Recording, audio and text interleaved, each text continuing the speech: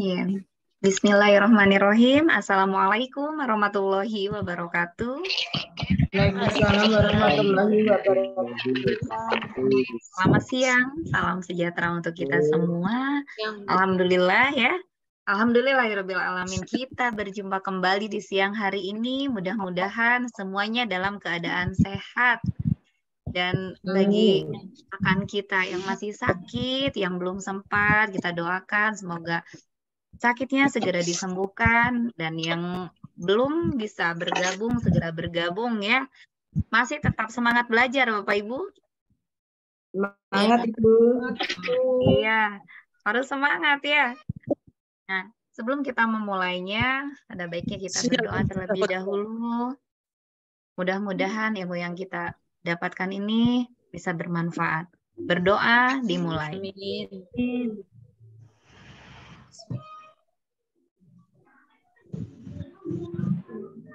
Berdoa dicukupkan. Ya, untuk hari ini, apa nih yang akan kita bahas nih Bu Dewi? IPS Bu. IPS. Kita akan membahas IPS hari ini ya, Ibu Bapak ya. Silakan, saya persilakan kepada Bu Dewi. Iya, terima kasih. Nah, ini Bu Afifah hadir nih, Bu Afifah Rini. Ibu Jember mana, Bu?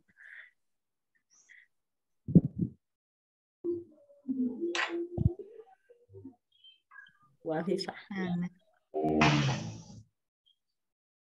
Bu, saya belum bisa, Bu. Oh iya. Belum saya. Ini musimnya lepas pisah kelas 6 ini. Iya. Aduh. Benar. Repot. Pendaftaran lagi, pendaftaran ke SMP ya, melanjutkan. Ya. Baik Bapak Ibu, siang ini kita membahas contoh-contoh soal tentang IPS ya. Nah, sebelum kita ke soal, kita lihat-lihat dulu nih ke materinya. Nah, seperti apa tuh yang mau kita pelajari ya kan? Ini masih di sejarah ya, tahapan penelitian sejarah. Nah, ini tahapan penelitian sejarah itu yang pertama adalah pemilihan topik. Pemilihan topik.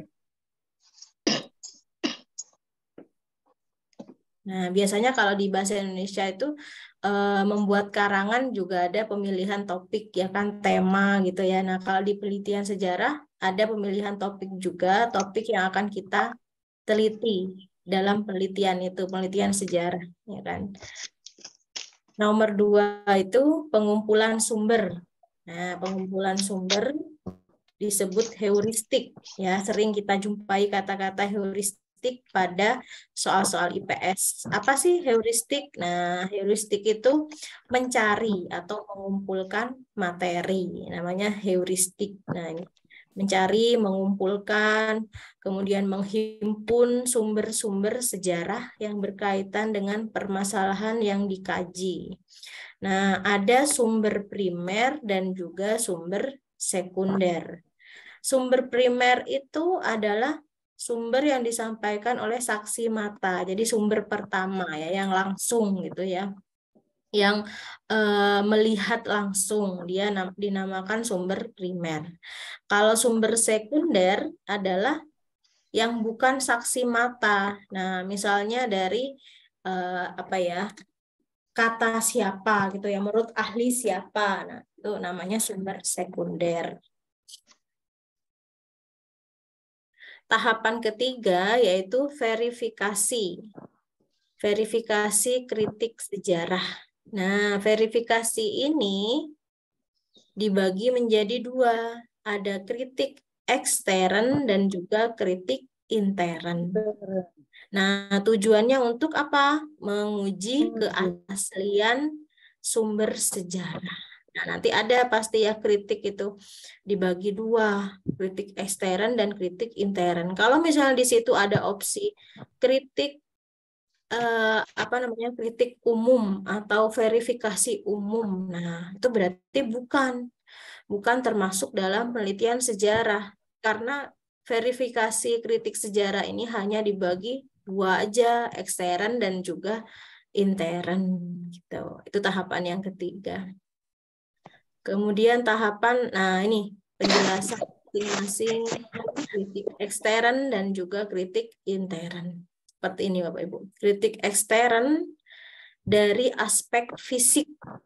Ya, jadi mengkritik dari aspek fisiknya. Untuk menguji keaslian, misalnya apa sih kalau fisik dari sumbernya itu? Ada kertasnya, nah ini. Ada tintanya, gaya tulisannya, itu merupakan fisik dari sumber sejarah. Hurufnya, bahasanya, ya kan? Kemudian kata-katanya, semua penampilan luarnya, ya itu adalah aspek fisik atau kita sebut dengan kritik ekstern, ya, fisik.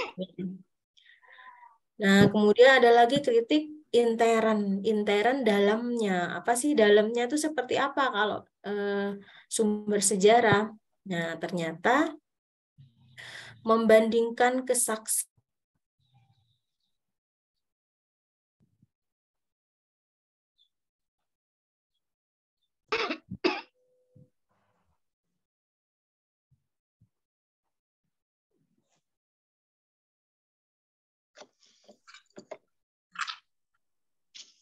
Gangguan. Halo, Bu Dewi. Lempar.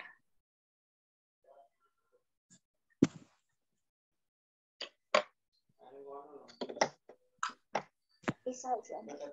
Ora, Cik Isa. Tunggu, Cik Isa. Makasih ya. Oh.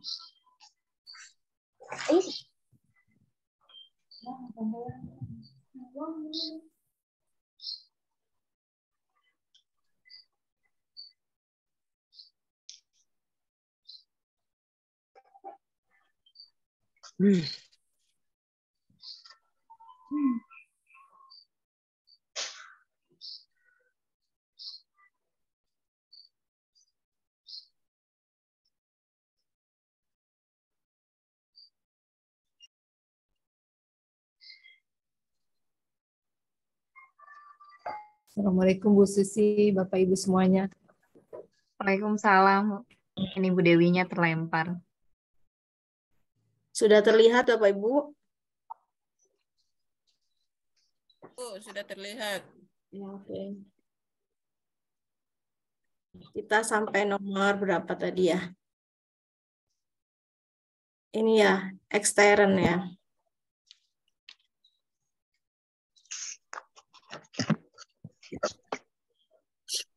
Nah, baik, ini kritik ekstern.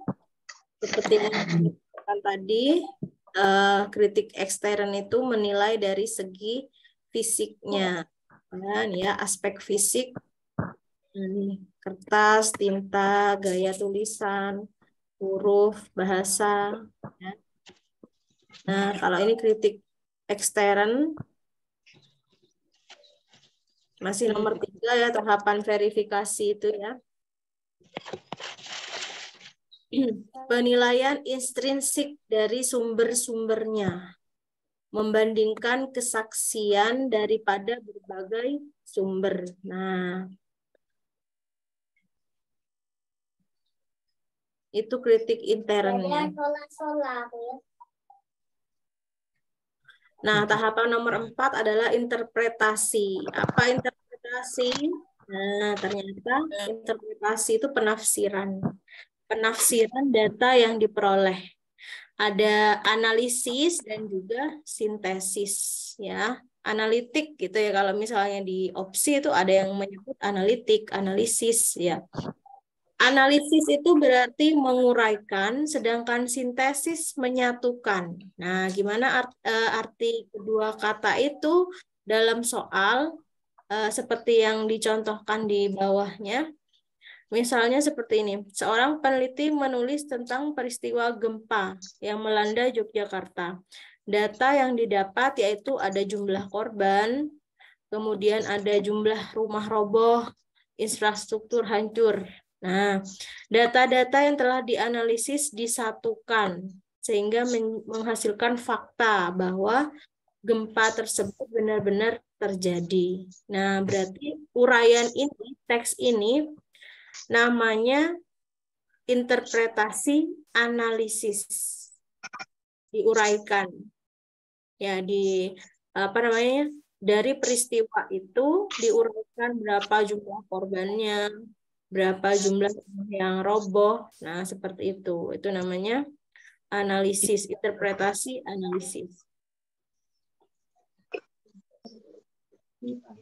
Nah, tahapan terakhir penulisan sejarah atau historiografi. Historiografi itu proses penulisan sejarahnya berdasarkan fakta-fakta yang sudah dikumpulkan, yang sudah dikritik, diinterpretasikan ya. Jadi tahap akhirnya namanya historiografi. Nah, contoh historiografi itu Bapak Ibu, ini buku sejarah nasional, kemudian perang kemerdekaan gitu ya. Itu sudah akhir dari penulisannya. Dari penelitian tadi dari awal pemilihan topik, kemudian ada kritik, interpretasi, lalu di akhirnya penulisannya udah berupa buku gitu ya. Itu tahapan penelitian sejarah. Nah, oke, sebentar lagi saya share lagi materi norma sosial. Nah, ini Bapak Ibu, ini norma sosial. Norma sosial dalam IPS. Nah, ada apa aja? Nah, ini. Pengertian norma dulu. Norma adalah patokan perilaku, ya. Dalam kelompok masyarakat tertentu. Jangan lupa patokan perilaku ya. Dalam menjalani interaksi sosial. Norma adalah petunjuk hidup yang berisi perintah maupun larangan yang ditetapkan berdasarkan kesepakatan bersama. Itu namanya norma. Nah, nih.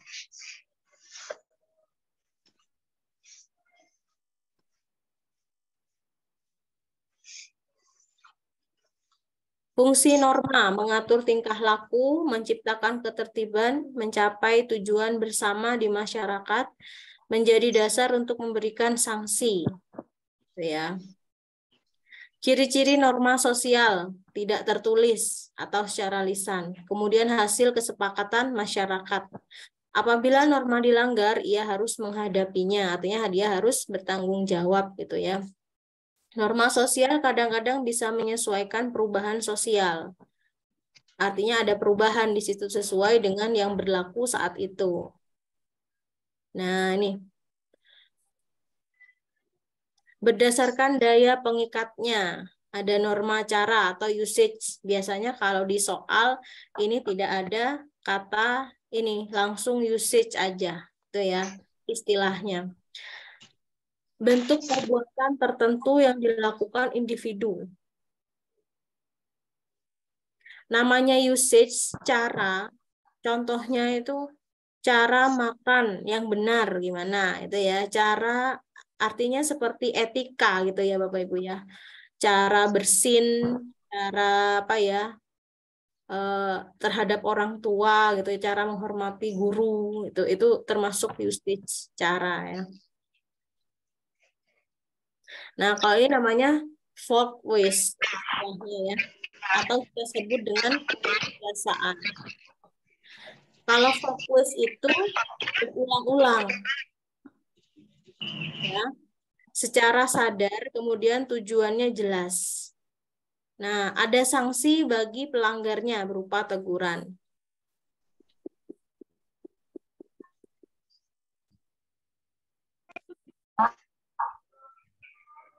Kalau ini norma tata kelakuan atau mores, seperti akhlak ini ya, pada ajaran agama, mendasarkan pada ajaran agama, itu mores.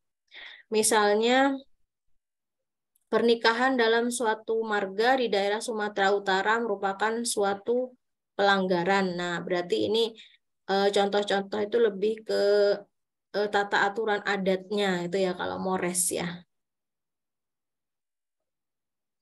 Nah, ini fungsi Mores memberikan batasan perilaku.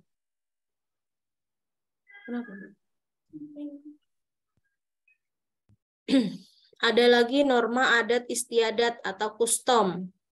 Nah, kelakuan yang bersifat kekal, terintegrasi sangat kuat di masyarakatnya, gitu ya. Contohnya upacara adat, tata cara pembagian waris, gitu. Di sini Bu, pertanyaan. Apa Bu? Ini mirip-mirip yang PKN kemarin ya Bu. Kemarin udah dijelasin yang norma-norma ini, norma USEC. Oh, ya. Iya. Jadi Sudah, di ya, materi kemarin itu sama ya? di PKN ya Bu? PKN ya, iya. Kemarin siapa Bu yang PKN? Pak Ilmi. Bapak Ilmi. Oh iya. Iya, memang kadang apa namanya? Untuk materi-materi seperti ini norma, kemudian adat istiadat gitu ya. Iya. Nah, kadang sering kita tertukar untuk memahami gitu. Ada norma mode ya, norma-norma agama gitu ya. Iya. Norma kesusilaan. Nah, kalau misalnya kita dihadapkan pada soal misalnya apakah itu yang termasuk Mores, termasuk kustom gitu ya. Kustom adat istiadat, kalau Iya. Mores ke apa? Kemana? Mores tata kelakuan, kalau Tata kebiasaan. kelakuan. Ya, kalau mode itu berkaitan dengan gaya tren kita gitu ya. Kemarin udah dijelasin sama Pak Ilmi. Oh ya, kita langsung menuju ke soalnya Bu. Iya. Dijelaskan lagi ya, nggak apa-apa deh, Bu. Ya, enggak. Nanti kita menuju langsung ke soalnya Bapak Ibu sambil menjelaskan saya. Satu lagi Bu, maaf mau nanya. Iya, Ibu. Kalau LMS ini beda-beda nggak Bu? Soalnya yang saya ini yang di print beda sama yang Ibu punya. Ada Ini, materinya macam-macam di situ Ibu. Jadi banyak referensi. Iya, kalau punya saya kan nggak ada yang kayak Ibu tadi yang ditampilkan di beda. Iya. Benar Ibu. Jadi di LMS itu semua rangkuman materi itu ada Bu. Jadi sebentar, adik-adik. Iya. Ada Bu, banyak di situ di LMS, rangkuman IPS, rangkuman PKN, pedagogik ya. Jadi bisa kebetulan baca. Iya, kemarin saya cuma ini Bu print yang rangkuman. Jadi yang materi-materi yang Ibu tampilkan di layar itu nggak ada Bu. Iya. Setiap saya memberi materi itu biasanya saya tambahkan materi-materi yang baru gitu. Baru nanti saya masukkan ke LMS lagi gitu Bu. Bisa nggak Bu nanti di ini supaya bisa di print lagi yang Ibu. Contohnya kemarin yang materi apa ya kemarin kalor itu nggak ada juga Bu di yang saya print nggak ada. Tapi Ibu kirim yang buat di print PDF-nya ada. Iya, baru bisa saya Bu. Kayaknya kalau bisa yang ini nanti di itu lagi Bu. Dikirim lagi PDF-nya biar bisa di print. Iya, kalor jenis untuk IPA ya. Iya, ya kemarin kan di yang punya saya di rangkuman tidak ada Bu. Iya. Iya. Kemarin yang IPA bersama saya yang katrol itu lagi ya Bu ya. Iya.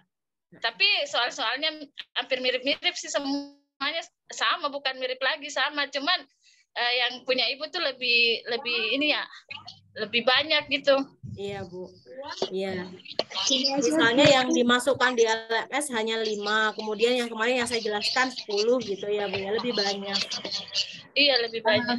Bu, misalnya ini tadi soalnya materinya dijelaskan juga biar kan antara PPKN sama IPS kan mungkin ada sama. Jadi biar kita bisa paham semua gitu loh Bu. Mungkin sama Pak Ilmi penjelasannya gimana gitu loh Bu. Iya, kemarin sama Pak Ilmi hanya diambil kata kuncinya saja. Kalau Mores itu pokoknya yang kelakuan. Kalau yang yang custom adat istiadat gitu ya. Kalau saya menjelaskan hari ini lebih lengkap gitu ya Bu ya. Maksud saya biar Ibu tahu rincian lebih lengkapnya gitu ya.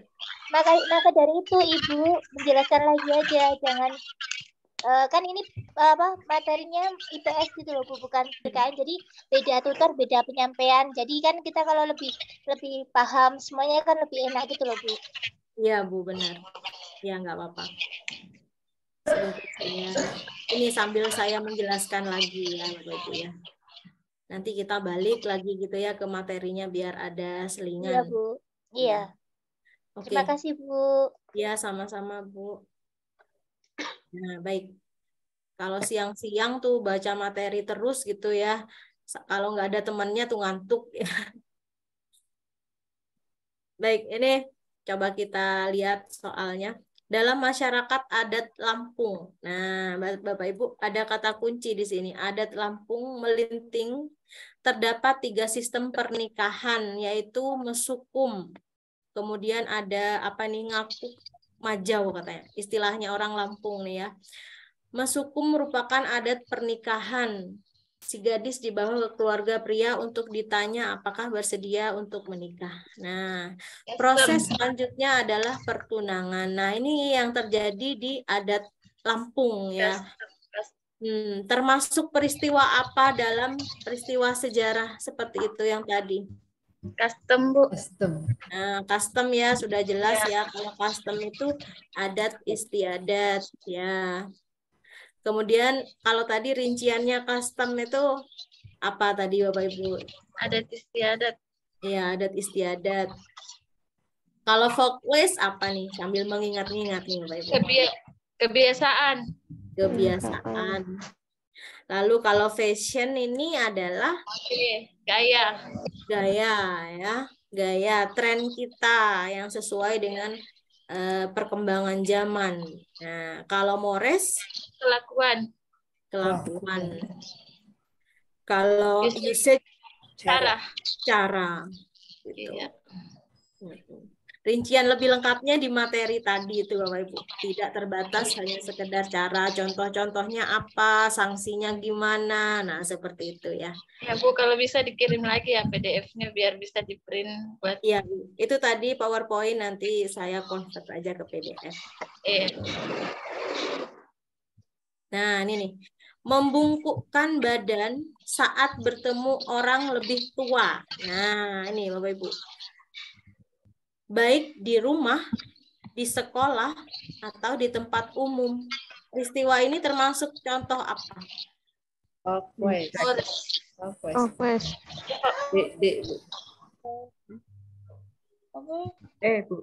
Kebiasaan atau cara?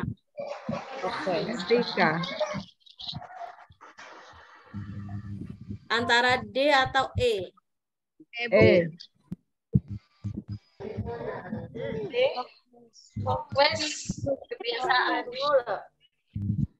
Folklist apa Bapak Ibu? Kebiasaan. Kalau usage? Cara. Etika.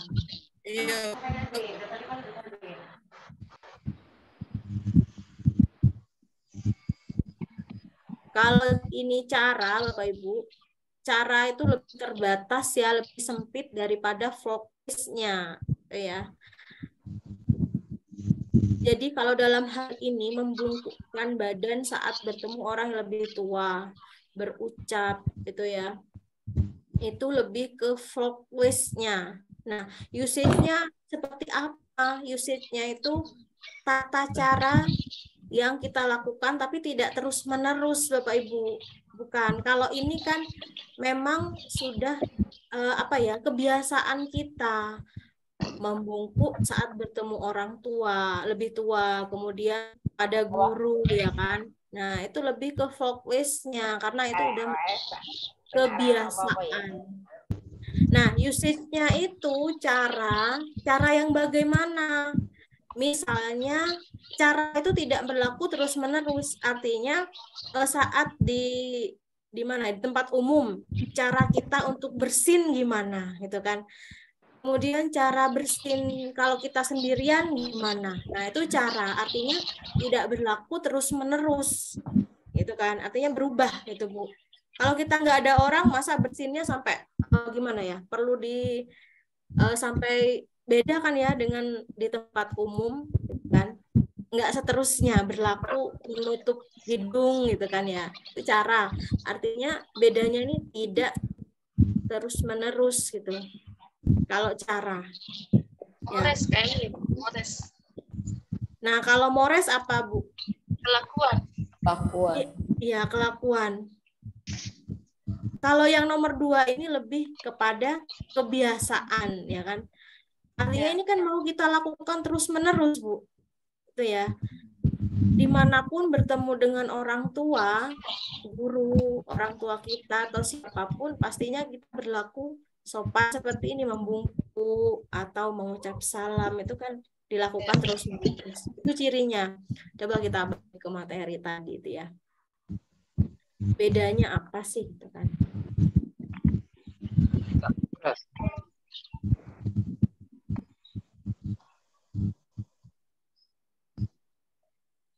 Ini ya, coba kita lihat. Fokus yang mana sih? Nah, ini usage. Nah, ini loh Bapak Ibu, kita tandai tidak secara terus-menerus. Ya, ada kata-kata itu. Bentuk perbuatan tertentu yang dilakukan individu dalam suatu masyarakat, tetapi tidak secara terus-menerus. Itu bedanya. Kadang kita bingung ya antara usage dan juga always itu ya. Sanksinya ringan, hanya berupa celaan. Nah, daya ikatnya sangat lemah katanya. Nah, inilah contohnya ini. Cara makan berdecap atau bersuara. Kalau kita makan bersama teman dengan orang lain kan harus dijaga ya. Suaranya gimana, pegang sendoknya gimana gitu. Tapi beda kan ya kalau kita makan sendiri, ya kan? Itu maksudnya Bapak Ibu, perbedaan antara usage dan juga focus. Berlaku di mana sesuai sikon gitu ya kalau usage-nya.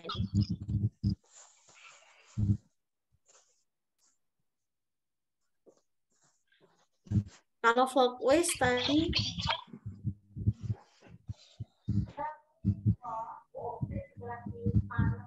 nah, kalau mores ini Bapak Ibu, mores itu apa sih kan? Akhlak Bapak Ibu, aturan yang berdasarkan pada ajaran agama, filsafat atau kebudayaan.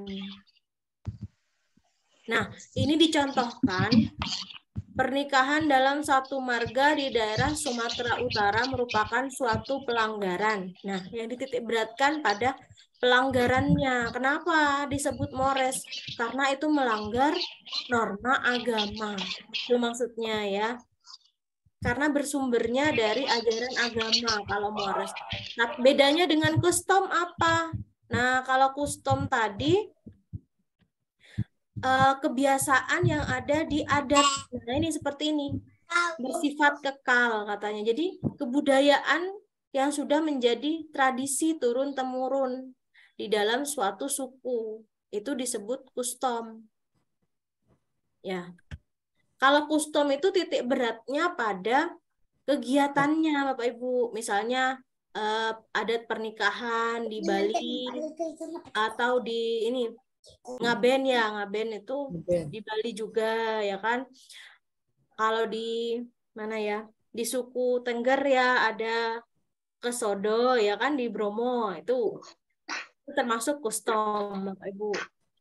Tapi kalau sudah misalnya custom apa namanya suku Tengger itu melakukan ritual apa gitu ya, itu melanggar norma agama. Kalau sudah berupa pelanggaran berarti dia masuknya ke mores.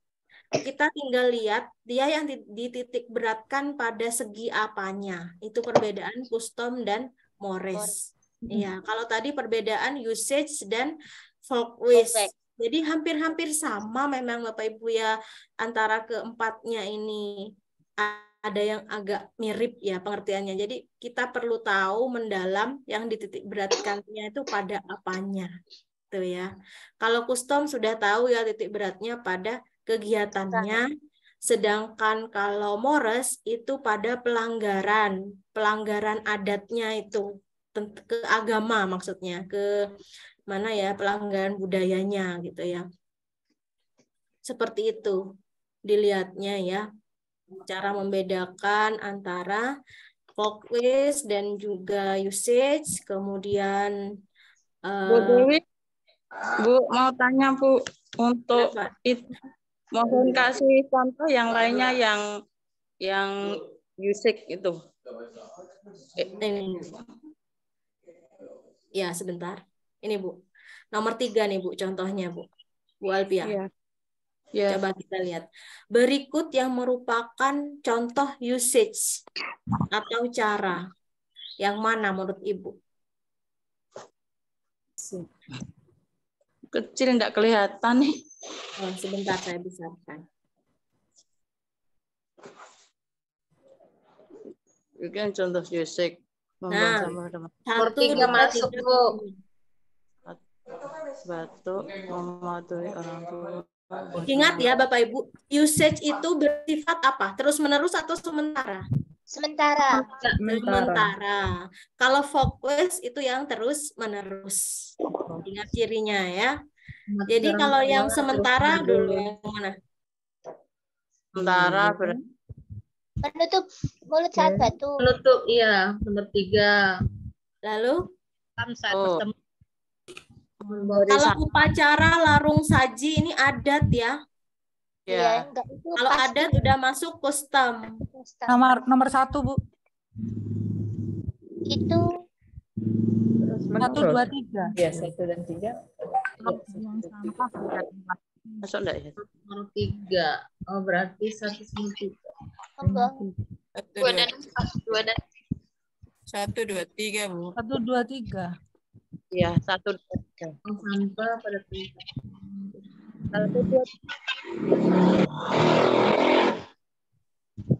Ini layar saya nggak terlihat ya Bu, kurang jelas ya.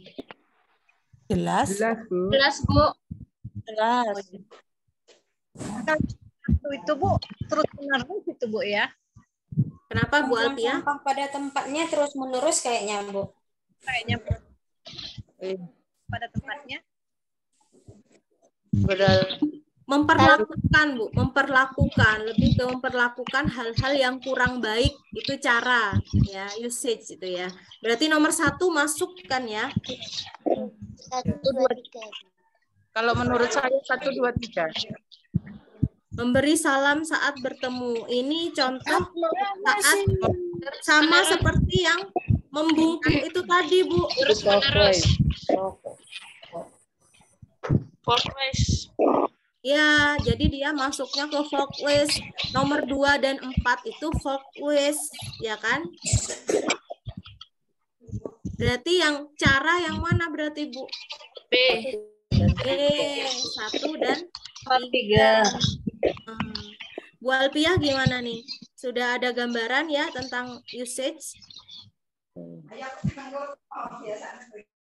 Berarti yang 1 udah 3. Not 1.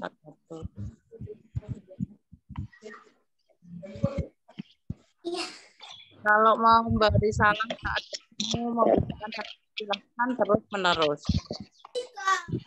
Tapi bukan pada perbuatan itu, Bu. Kenapa Bu? Yang memberi salam saat ketemu atau membungkuk saat ketemu orang tua. So ya, yang dilakukan secara terus-menerus. Ya, oke. Kalau misalnya Ibu bingung dengan sementara dan terus-menerus, kita fokusnya pada makna dari usage. Usage itu cara, artinya istilah usage itu kita gunakan cara yang terbaik bagaimana menghadapi situasi yang tidak baik. Jadi ambil cara yang terbaiknya, Bu. Kalau misalnya nomor 1 itu buang sampah pada tempatnya, artinya kita memilih cara yang baik jika ada sampah berserakan, berarti harus apa? Dengan cara apa? Membuang sampah. Gitu ya, Bu ya. Itu fokusnya pada cara, pada makna dari usage sendiri, gitu ya. Ada Bapak Ibu yang paham tentang apa namanya, dengan keterikatan waktu, yang satu itu tidak terus menerus, ya, yang satunya terus menerus, gitu kan? Seperti itu. Coba sebentar lagi kita cari lagi ya contoh soalnya ya. Ya, oke. Kalau yang ini sudah ya, sudah paham ini ya, 1 dan 3 ya. Ya. Oke. Nah, ini Bu penjelasannya seperti ini, Bu. Nah, ya. Nah, usage itu kalau dilihat dari norma apa namanya sanksinya itu yang paling lemah. Nah, karena orang yang melanggarnya hanya mendapat teguran. Contohnya membuang sampah pada tempatnya atau menutup mulut ketika bersin. Nah, itu termasuk usage katanya karena pelanggarnya ini hanya ditegur gitu ya. Itu menurut tingkat pelanggarannya. Hukumannya apa gitu ya. Sedangkan folk waste ini Bapak Ibu ini juga contoh folk waste nih, upacara pesta panen yang dilakukan masyarakat petani. Ini tidak menyinggung dia adat istiadat siapa gitu, enggak ya. Hanya kebiasaan saja ya. Kebiasaan petani. Petani kan umum ya, di mana-mana juga ada petani ya kan. Di Jawa ya ada petani, di Kalimantan ada. Ini tidak fokus pada adatnya siapa, tapi ini lebih ke kebiasaannya saja yang sering dilakukan. Seperti itu. Coba kita lihat. Bu Dewi, contohnya, kenapa? Bisa nggak kalau usage itu perbuatannya lebih mengarah ke negatif ya, sedangkan kalau yang kebiasaan itu lebih mengarah ke positif. Bisa nggak Bu itu kata kuncinya? Dijadikan kata kunci gitu ya, Bu? Iya. Ya bisa juga, Bu. Karena kalau kebiasaan ini sudah kebiasaan yang dilakukan, berarti sudah baik gitu ya Bu, dilakukan terus-menerus ya kan. Sedangkan kalau di usage itu melakukan cara yang lebih baik lagi, berarti kan yang awal itu belum baik ya. Gitu. Iya, benar Bu Maria ya. Jadi Karena lebih saya perhatikan dari contohnya itu bersendawa, terus batu. Kurang baik gitu ya. Itu kalau lebih negatif kan ya. Saya ambil kurang baik gitu ya Bu. Iya. Jadi dibetulkan, diusahakan menjadi lebih baik. Artinya harus menutup hidung, nggak boleh bersuara gitu ya. Iya benar Bu Bisa Maria. seperti itu ya Bu ya? Iya bisa Bu. Makasih Bu Maria. Sama-sama Bu. Iya. Nah ini contohnya kebiasaan ya. Nah contoh lainnya ini mengetuk pintu sebelum masuk rumah. Nah, mengucapkan salam saat bertamu. Nah, ini Bapak Ibu. Memberi salam. Nah, itu contoh-contoh tentang folk waste dan juga usage. Ada keterangannya di bawah soal, Bapak Ibu. Nah, ini foto siapa, Ma? Ini jangan dikopi. Nah, ini ada lagi yang tadi saya sebutkan itu larangan berjudi. Larangan melakukan kejahatan, narkoba, ataupun berzina. Tingkatan Mores ini, tingkatan norma yang terakhir. Oh ya, ini custom. Seperti tadi itu Bapak Ibu, yang di Lampung itu adat istiadatnya seperti apa, itu ya, itu custom. Oke, kita lanjutkan nih. Sudah ya tadi ya tentang Mores, kemudian usage, dan juga folk waste. Nanti kita ketemu lagi di soal yang sama mungkin ya. Ketemu lagi untuk soal-soal norma. Oke, ini penelitian sejarah nih. Yang sudah kita baca-baca tadi. Nah, menguraikan, Bapak Ibu. Ada kata kunci menguraikan. Tadi apa tuh menguraikan? Termasuk analisis. Ya, interpretasi yang mana? Analisis ataukah sintesis? Ya. Analitis. Analisis ya. Analisis. Kita nggak usah baca semuanya ya ternyata ya. Hanya cukup kata kuncinya apa, menguraikan, ya kan? Kemudian ada kata lagi dapat dianalisis. Nah, ini juga clue-nya Bapak Ibu. Kalau sintesis apa tadi Bapak Ibu? Kalau analisis kan menguraikan. Kalau sintesis Menyatukan data. menyatukan data. Artinya kalau menyatukan data itu menarik kesimpulan. Ya, dijadikan satu sebuah pernyataan yang bermakna itu mewakili semua sumber gitu ya. Itu namanya interpretasi sintesis. Nggak ada interpretasi struktural nggak ada. Interpretasi umum juga nggak ada ya. Hanya dua yang ada ya. Analisis ataukah sintesis. Menguraikan, menjabarkan, merinci. Itu ciri-cirinya ya. Kata-kata yang menuju pada interpretasi analisis itu kata kuncinya ada menguraikan, menjabarkan, ada merinci gitu ya. Nah, ini pembahasannya Bapak Ibu.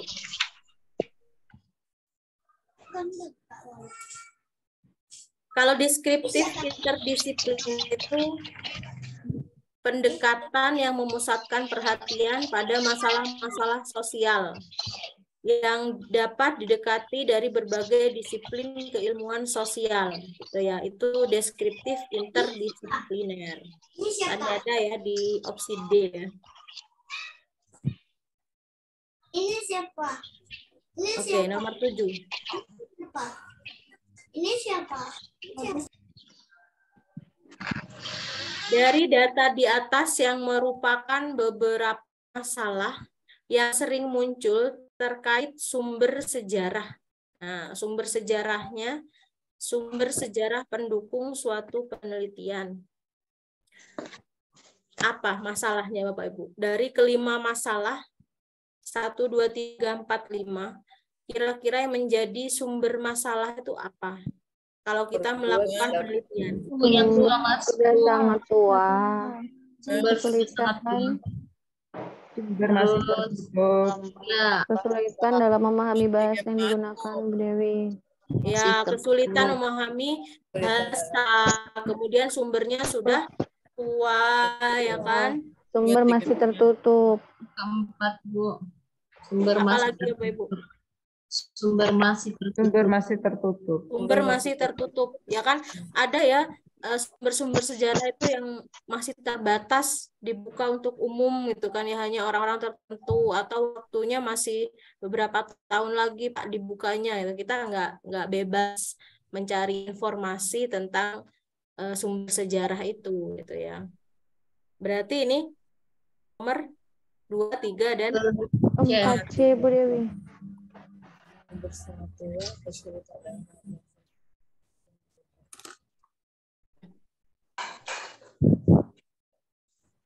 ini ya masih tutup katanya, iya benar. Ini beberapa masalah yang kerap muncul. Nah, sangat tua, benar.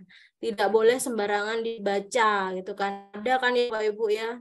Misalnya di suatu daerah gitu, itu dilarang kalau bukan orang dari kasta apa gitu ya, nggak boleh baca itu kan. Kemudian memahami bahasa juga kita sulit. Lebih banyak menggunakan tulisan angan atau sumbernya sudah tua. Lalu ada lagi, ya benar tadi ya, masih tertutup katanya. Itu beberapa permasalahan dalam penelitian sejarah. Baik, ini nomor 8. Berikut ini yang bukan. Kita cari yang bukan.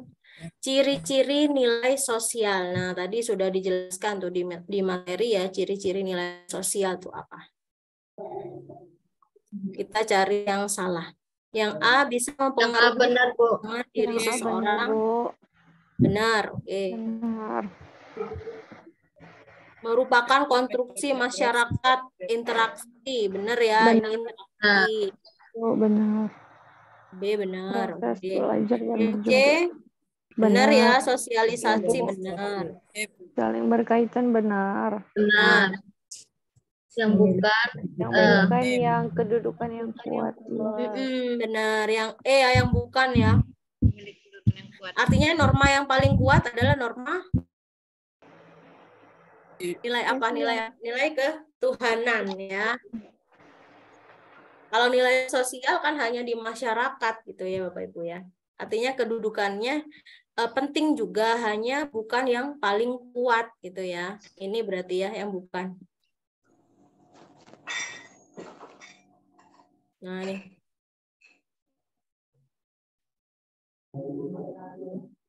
Ini ciri-cirinya yang tadi.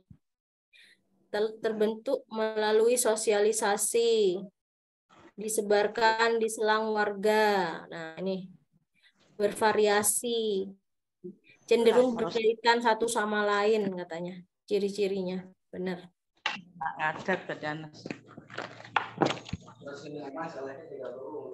Nah, ini nih. Amalia akan meneliti tentang sejarah kehidupan sosial budaya. Amalia pergi ke Perpustakaan Nasional. Di dalam mencari sumber primer dan sumber sekunder yang mendukung penelitiannya dalam judul sejarah singkat kehidupan sosial, ia mendapat banyak sumber. Sumber primernya, nah ada sumber-sumber nih Bapak Ibu, nih sumber primer katanya, sumber sekunder. Nah tadi tuh ada di bagian apa Bapak Ibu, tahapan penelitian apa yang ada sumber-sumber gini? Nggak tahu.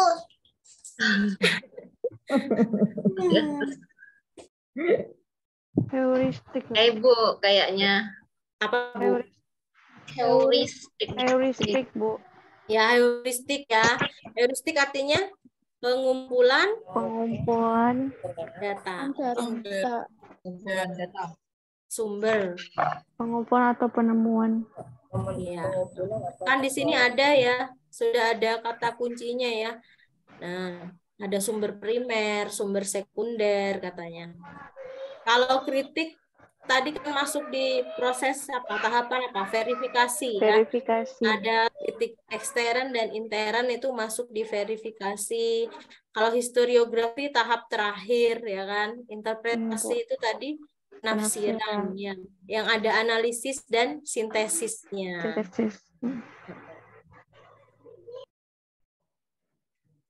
Jadi ini yang heuristik.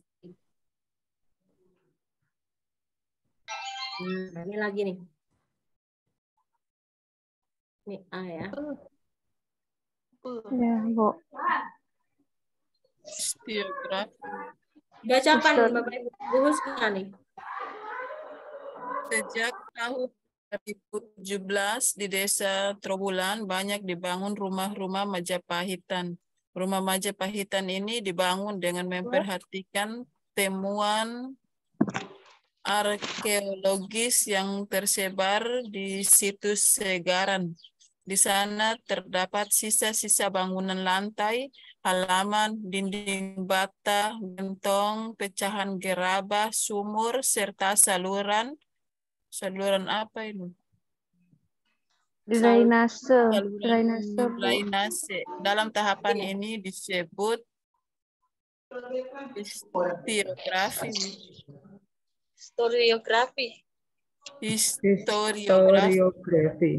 Kenapa Bu disebut itu? Disebut historiografi? Karena dia menjelaskan tentang peristiwa masa lalu. Iya. Kalau kita lihat, misalnya kita tidak tahu nih ya, dia masuk di apa. Nah, coba kita lihat di sini, di opsinya nih. Ini ada verifikasi, Bapak Ibu ya. Sedangkan verifikasi itu masuk eksternal dan juga internal. Artinya B, D, E itu tidak boleh kita pilih karena itu bagiannya udah ya kan jadi satu dia kan. Nilai Anda semester 1, Bu. Semester 1 nilai DE api, Bu. Padahal standar. Ya, berarti yang bisa kita pilih antara A atau C. Nah, antara A dan C, kalau C ini penafsiran, tadi interpretasi, analisis, dan juga sintesis tadi, ya kan? Nah, kira-kira ini cocok nggak? Bukan interpretasi, ya kan? Iya, Bu. Bukan penafsiran Ini lagi. adalah penulisan, Bapak Ibu. Dia menjelaskan, memberitakan. Berarti dia historiografi. Ya.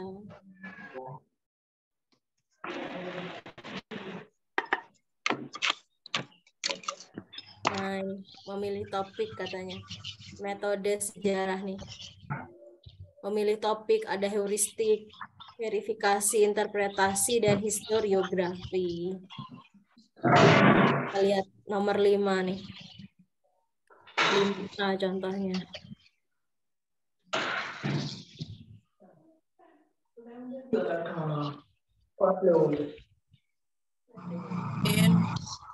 Informasi mengenai sejarah perjuangan bangsa Indonesia melawan penjajah Belanda didapatkan melalui surat kabar, rekaman radio, foto, hasil wawancara bersama para narasumber. Dalam metode sejarah, pengumpulan informasi tersebut masuk dalam metode apa? Heuristik. Ya, ini masih pengumpulan data.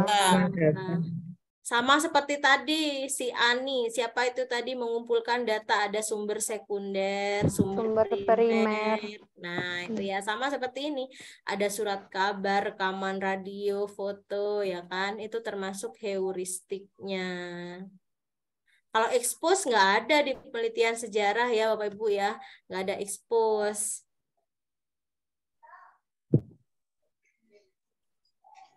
Nah, kalau ini historiografinya menurut para ahli. Ahli siapa? Nah, ini. Historiografi merupakan bentuk publikasi. Nah, baik itu dalam bentuk lisan maupun tulisan mengenai peristiwa. Itu dikemukakan oleh ini Bapak Ibu. Louis. Iya, Bu. Louis.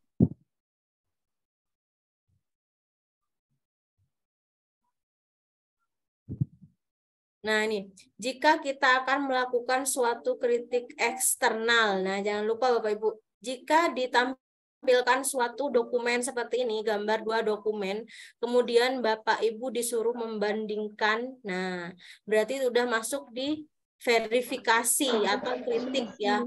Kritik apa itu? Tinggal dipilih, mau kritik eksternal atau internal. Nah, ternyata di sini yang diminta kritik eksternal. Nah, Bapak Ibu harus paham yang kalau kritik eksternal berarti kita harus fokusnya pada jenis tulisan, kertas, jenis kertas ya. Kemudian apalagi ya, pokok yang berkaitan dengan fisik di dokumen ya, fisiknya. Nah, berarti kita pilih mana di situ opsi yang menjelaskan tentang fisiknya, fisik dari dokumen itu. Ya, kalau yang A mengambil tindakan pengamanan, bukan ya? Bukan, ya Bu. Yang B, Bu. Yang B ini ya, bahan dan jenis ketikannya. Kalau ini isi naskah. Kalau ini keterkaitan kedua versi Super Semar. Kalau yang E ini perbedaan pada jumlah poin, memutuskan atau yang memerintahkan. Ya, itu Bapak Ibu. Karena ini diminta yang eksternal, maka kita fokusnya pada yang B, bahan dan jenis ketikannya pada dokumen itu, kan? Kalau internal berarti yang D bukan Bu? Kalau yang internal itu sebuah peristiwa sejarah, ya sejarahnya, sejarah dokumennya itu dapat dari mana, keterkaitannya itu internal, Bu. Iya benar itu. Kredibilitas kata kuncinya kalau internal ya Bu ya. Iya. Keotentikan, keaslian sumber dari mana dapatnya, ya keterkaitan antar peristiwa itu apa, dia memang terkait nggak dengan peristiwa Super Semar gitu ya, itu internalnya, internnya ya. Tapi kalau eksternal ya yang mudah dilihat oleh mata itu ya, fisiknya.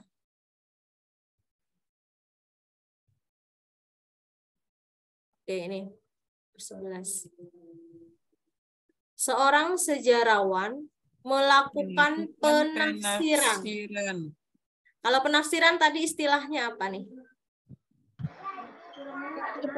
Interpretasi, Bu. Interpretasi. Di mana interpretasi dibagi dua, yaitu analisis dan sintesis. Nah, ini udah benar urutannya ya. 1, 2, 3, 4, 5. Ini semua tahapan sejarah ya. Benar. Kalau verifikasi tadi dibagi dua juga. Titik Internal, ekstern dan intern atau internal ya. Ya, boleh seperti itu. Kalau heuristik tadi ada sumber primer dan juga sumber sekunder.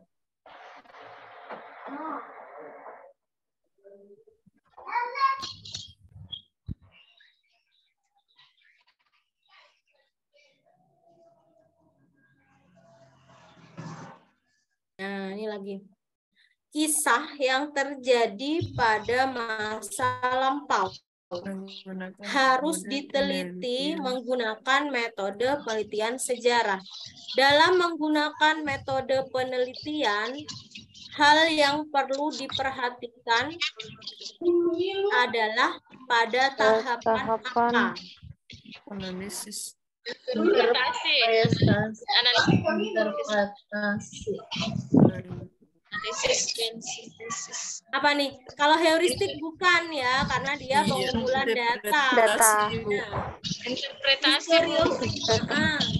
Kalau ini kita nggak bisa milih salah satu, Bapak Ibu. Kenapa? Karena dua-duanya termasuk tahapan verifikasi.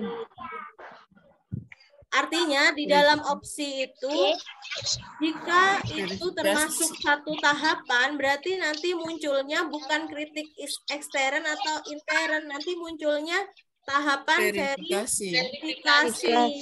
Kalau ditanya tahapannya. Tapi nanti kalau misalnya langsung menuju pada dokumennya, itu baru kita pilih yang ekstern atau intern. Seperti dokumen tadi ya. Tapi kalau seperti ini pada tahapan apa? Yang D dan E udah nggak mungkin ya. Berarti kalau historiografi penulisannya di akhir ya. Iya, Bu. Nah, ini masih harus diteliti katanya. Berarti harus diinterpretasi. Analisis. Analisis tadi itu Bapak Ibu. Ada analisis dan ada apa lagi satunya? Sintesis.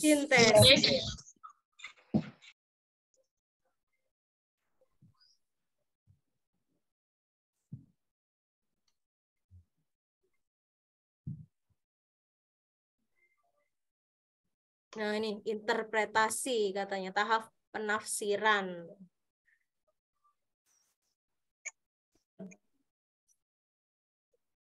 Metode penelitian sejarah. Metode penelitian sejarah memiliki langkah-langkah yang harus ditempuh sehingga penulisan sejarah akan menghasilkan sebuah karya tulis sejarah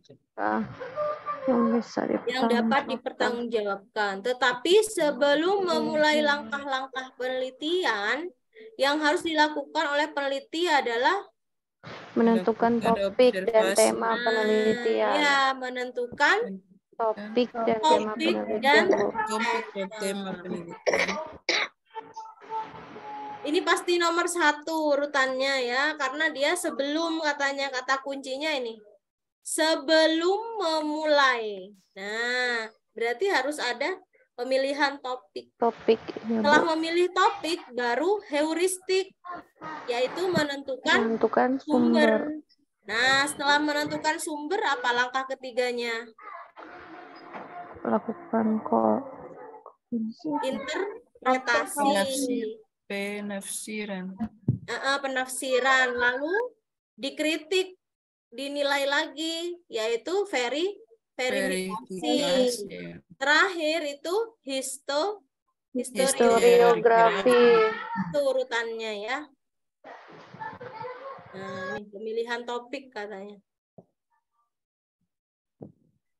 Sama dengan membuat karangan kan harus membuat topik dulu, tema dulu. Di IPA juga gitu. Kalau mau melakukan penelitian juga semua harus memilih topik dan tema ya.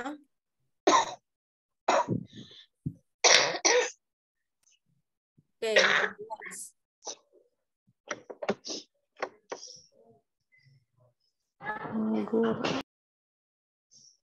seorang guru kelas 4 akan mengajar subtema bangsa pada bangga pada budaya. Bangga ini Bapak Ibu ya. Bangga pada budaya bangsaku. Menuliskan kompetensi dapat bersyukur kepada Tuhan dan menyadari kewajiban hak sebagai makhluk Tuhan di tengah kebersamaan dengan lingkungan. Dia ingin menunjukkan berbagai keunikan dari rangkaian ritual adat berbagai daerah. Bahan ajarnya yang tepat apa nih? Ritual perkawinan daerah. Ritual perkawinan, Bu. Video. Lalu ritual perkawinan berbagai daerah melalui video. Adat berbagai daerah. Ya, karena di situ ada kata kunci bangga pada budaya bangsaku. Kemudian ini ada kata-kata lagi kegiatan ritual. Nah, rangkaian ritual adat. Maafin ya, Bu ya. Ini ada ritual perkawinan ya. Kalau yang A, Bapak Ibu, ini hanya gambar. Hanya satu juga, satu adat ya. Kemudian ini juga foto Bapak Ibu ya, suku Asmat katanya. Spesifik satu suku. Satu suku. A, B itu satu suku ya. Kalau yang C dan D ini belum menggambarkan suatu adat istiadat. Jadi yang paling tepat adalah ini loh, ada berbagai daerah. Ya.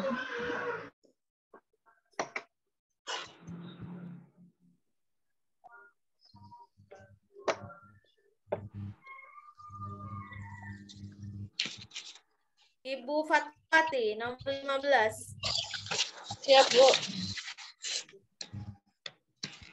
Pada ini, para guru sadar dan teknologi informasi kita dalam memungkinkan wujud pembelajaran yang menyenangkan.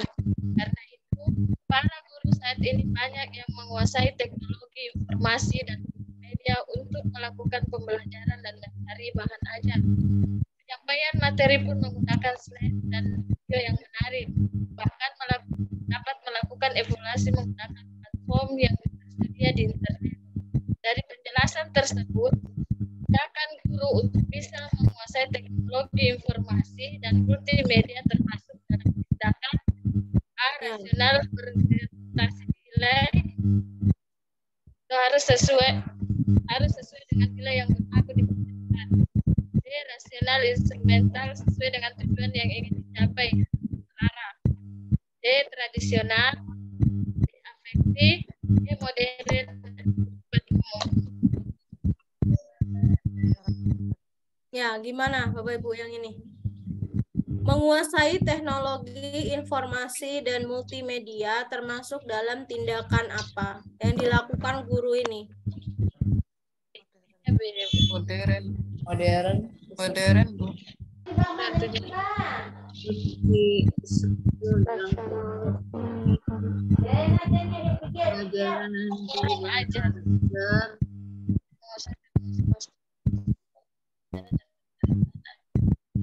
Bu. Mana? Bu.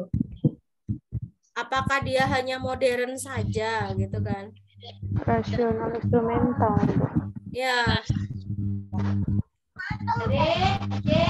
Harusnya kalau seorang guru mempelajari teknologi informasi itu harus sesuai dengan tujuannya, Bapak Ibu, ya kan?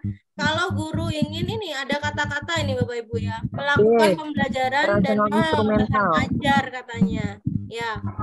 Dia kan tujuannya untuk pembelajaran agar siswanya apa? Tertarik mengikuti pelajaran. Ya kan? Berarti dia harus sesuai dengan tujuannya. Apa berarti Bapak Ibu? B. Rasional instrumental. Ya. Ini nggak ada ini ya, nggak ada penjelasannya ini ya. Kalau nanti di soal nggak ada ininya Bapak Ibu. Nggak ada ini ya. Iya, Bu. Ada. Kita harus mengetahui sendiri makna dari opsi itu. Kalau berorientasi nilai, Bapak Ibu, artinya ini harus berkaitan sumber dari yang berlaku di masyarakat, gitu ya. Instrumental, tradisional, afeksi. Kalau afeksi ini apa Bapak Ibu? Kita belum nyari nih. Afeksi apa? Berhubungan dengan afeksi, afektif.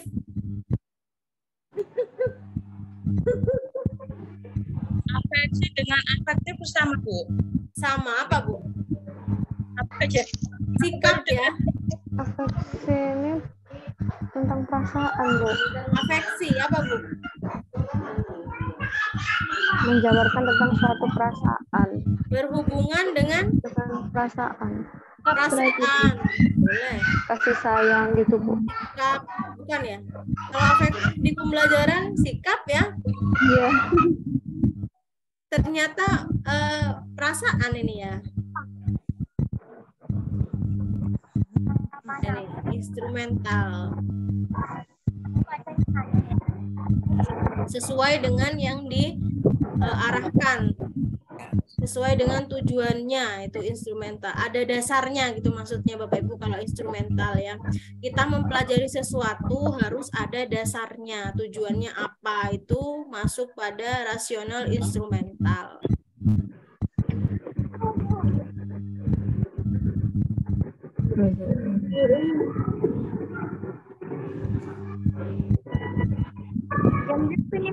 Setengah 3. Nah ini heuristik Bapak Ibu, pengumpulan data yang diminta sumber sejarah primer. Nah kalau seperti ini kita baca yang diminta dulu, baru kita menuju rinciannya ya. Iya, Bu. Ya oke. Sumber sejarah primer yang mana nih? Dokumen masuk, Bu, dokumen masuk. Foto pembacaan teks proklamasi. Wawancara dengan BM dia. Wawancara kan tokoh ya. Iya. Ini primer. Yang ada 3-nya berarti Bapak Ibu. Oke. Ada A, B, D, A, B, C, B, C, E. B, C, E, A juga ada 3-nya, Bu. Semua ada nomor 4, Bu. Iya. Orang merdeka. 4 masuk. 34, semua ada 34. 34. Yang ada 34 B, C. B, C, B atau C. B, C, E. Tetap B, C, E. Kalau nomor 2 ini bukan ya, foto pembacaan. Kan hanya fotonya ya. Itu bukan. Berarti nomor 1 ya. Masuk juga. 134. Nah, 1, 3, 4. Dokumen naskah teks proklamasi. Itu adalah sumber primer. Kalau yang nomor 5 ini buku sejarah karangan Marwati Junet. Maksudnya ini Bapak Ibu, buku ini kan dikarang oleh Marwati. Nah, Marwati juga mencari sumber, artinya Marwati bukan sumber yang pertama, bukan sumber yang primer gitu ya. Berarti dia masuk di apa Bapak Ibu? Sumber apa? Sumber sekunder. Sumber sekunder ya, nomor 5 ini ya. Karena buku sejarahnya yang dimunculkan. Ya.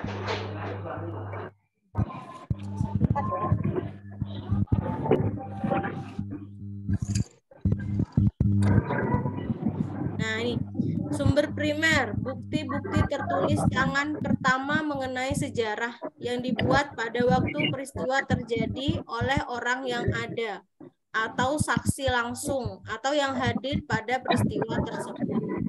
Sedangkan sumber sekunder, karya sejarah yang ditulis berdasarkan sumber-sumber primer. Nah, nomor 5 ini termasuk karya sejarah ya. Karena buku karangan Marwati ini ya. Iya, Bu. Termasuk sumber sekunder itu, Bu Dewi. Ya, nomor 5 ini sekunder, Bu. Karena dia adalah berupa karya karangan.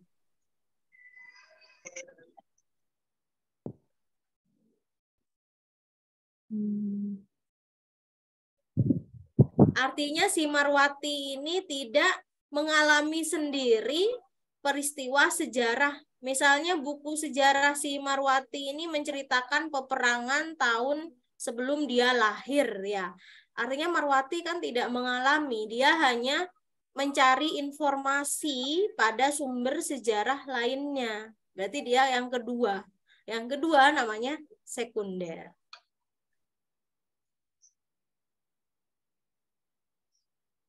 Oke, ini. Ini ada sumber data, sekunder dan primer. Dewi mohon maaf, yang sumber primer dan sekunder itu tolong katral bawah dulu. Oh ini Bu. Ya, ya terima kasih. Bisa dibesarkan dikit Bu? Iya bisa. Ya, cukup. Terima kasih. Sebentar masih adzan Bapak Ibu.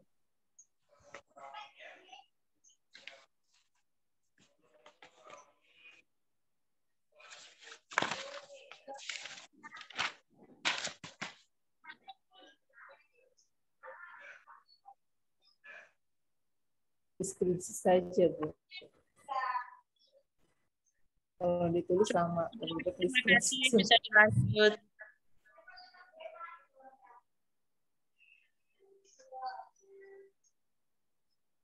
Bu Dewi sudah cukup, bisa dilanjut Bu Dewi? Iya, masih ada sebentar Bu. Oh, masih ada teman yang, iya ya.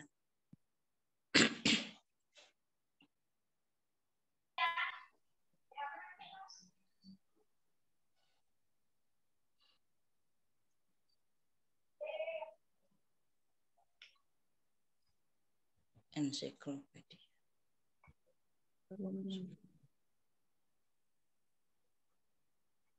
Ensiklopedia.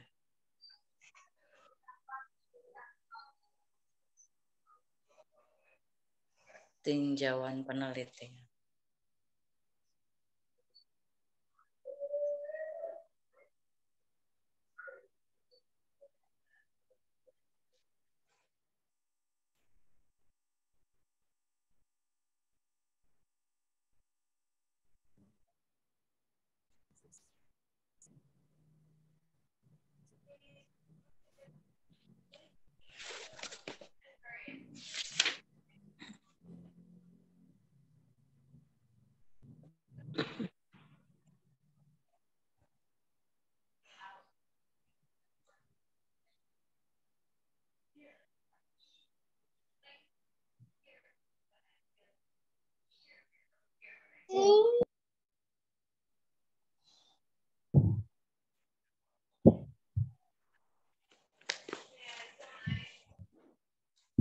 Baik Bapak Ibu, nomor 12.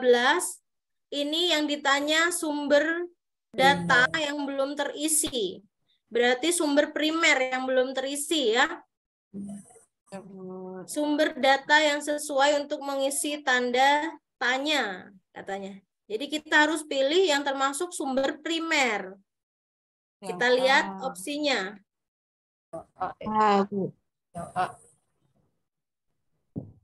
Ya, udah jelas ya. Kesaksian Soekarni. Nah, dia yang berhubungan langsung dengan peristiwa Rengas Dengklok. Kalau yang lain ini hanya isi slide, ada tayangan film, peralatan penunjang, apalagi ini cerita ya. Cerita. Namanya cerita udah sekunder.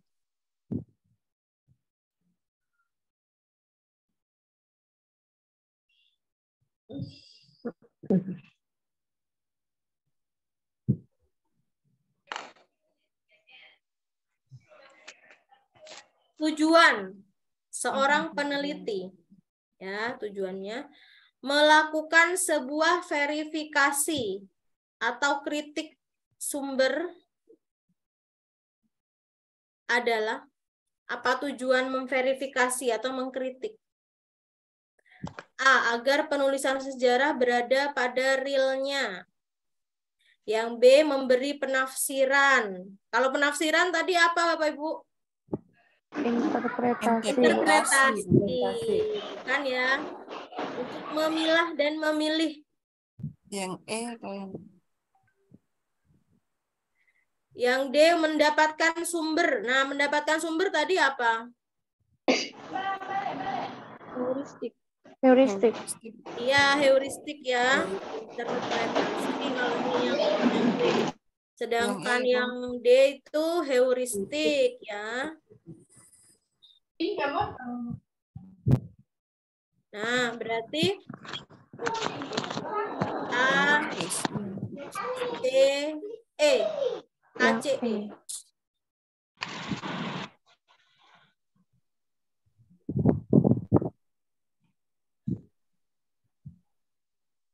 Mana nih ACE? Yang E, Bu. Menguji keaslian. Ya, menguji keaslian. Keaslian dan keabsahan. Menguji keaslian dan keabsahan data. Kalau diverifikasi kan tadi ada kritik intern dan juga kritik eksternal ya. Artinya diuji Bapak Ibu, tulisannya benar nggak gitu ya. Ini asli nggak sih tulisannya, apa hanya ketikan mesin ketik atau tulis tangan Bung Karno gitu ya.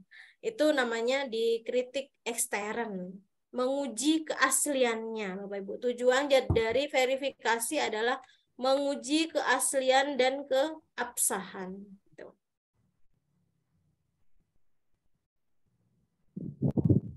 Nah, nih. Seorang sejarawan menguji kesesuaian tanggal pembuatan dokumen dengan isi dokumennya. Hal ini dilakukan untuk melihat apanya? A. Kredibilitas sumber. Kesalahan heuristik. Nah, ini kok agak heuristik ya, bukan ya? Kesalahan interpretasi, otentisitas sumber, atau kesalahan narasi. Nah, ini narasi udah enggak ya. Antara A atau D ya, Bu. D. Kredibilitas sumber. Heuristik juga enggak. Otentik. Kritik. Mana nih? Kredibilitas Menguji kesesuaian tanggal. Bapak Ibu, ini tanggal pembuatan dokumen ini ada di tahapan apa? Tadi? Terakhir. Bukan, di verifikasi ya, kritik ekstern kan ada tanggal Bapak Ibu. Tanggal pembuatan, ada jenis kertas, jenis tulisan, itu kan kritik eksternal ya.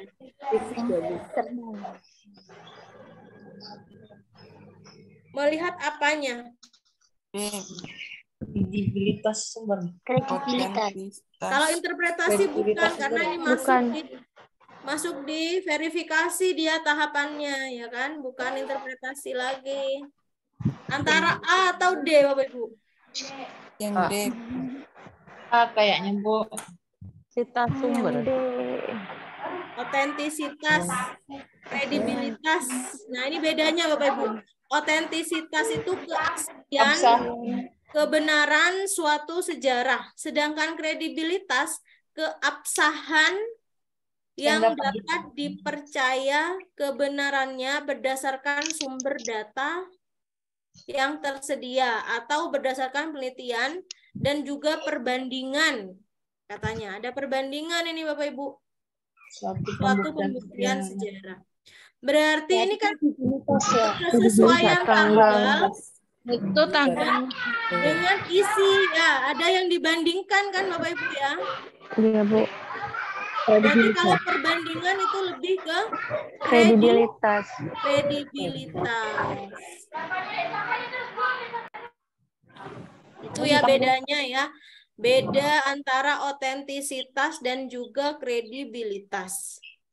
Otentisitas lebih ke kata asalnya otentik, asli ya. Otentik, otentisitas itu sama, asli, keaslian. Otentik, holistik. Kalau kredibilitas ternyata harus ada yang dibandingkan tanggal dengan isi kalau di sini ya. Misalnya sumber A dengan sumber B. Itu mana yang lebih dapat dipertanggungjawabkan. Itu namanya kredibilitas. Ada yang dibandingkan. Oke, berarti ini benar udah kredibilitas. Soalnya sulit-sulit ya Bu ya, pemahamannya harus kata-kata kalau di IPS itu lebih ke pemahaman setiap opsi gitu ya Bu ya. Iya, Harus diulang-ulang nih Bu biar. Iya benar. Harus menghabiskan diulang-ulang. waktu untuk pemahamannya ya Bu ya. Iya. Kalau tadi kan kita mencari Bu, tadi afeksi apa Bu gitu kan? Karena saya juga belum tahu afeksi itu apa. Saya pikir afeksi sama dengan afektif, sikap gitu ya. Karena kita sering menjumpai afektif itu sikap. Nah, ternyata afeksi itu perasaan ya, Bu. Berhubungan dengan perasaan. Main di kata, pemahaman makna itu ya kalau IPS ya. Iya. Sama luas banget ya Bu ya. Kalau di matematika udah pasti ya, di eksaknya itu hitung, IPA juga gitu ya, organ itu nggak bisa ditawar lagi ya.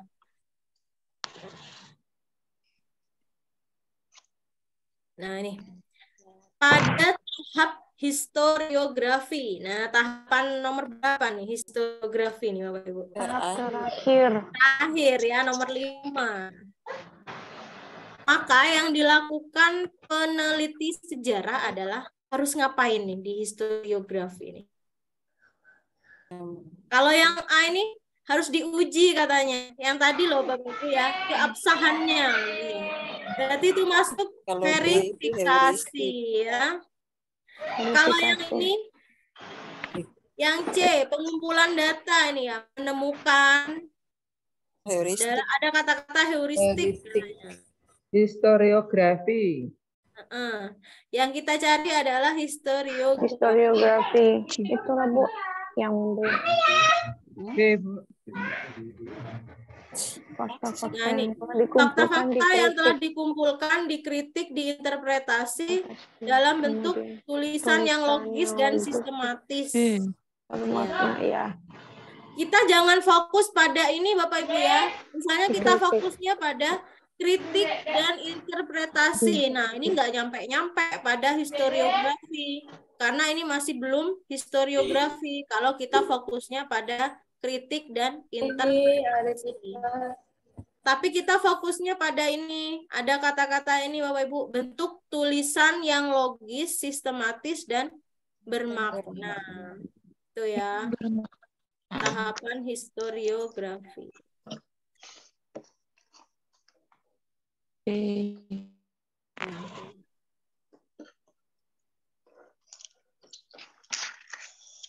Sudah Bapak Ibu, sudah selesai soalnya sampai 15 tentang tahapan penelitian sejarah.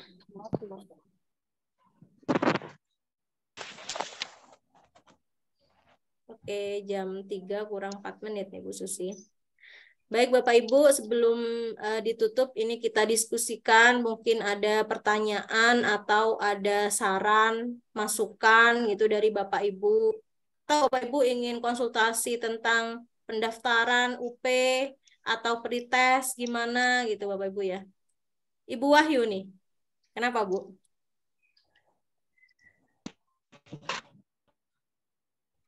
Ibu sudah konfirmasi?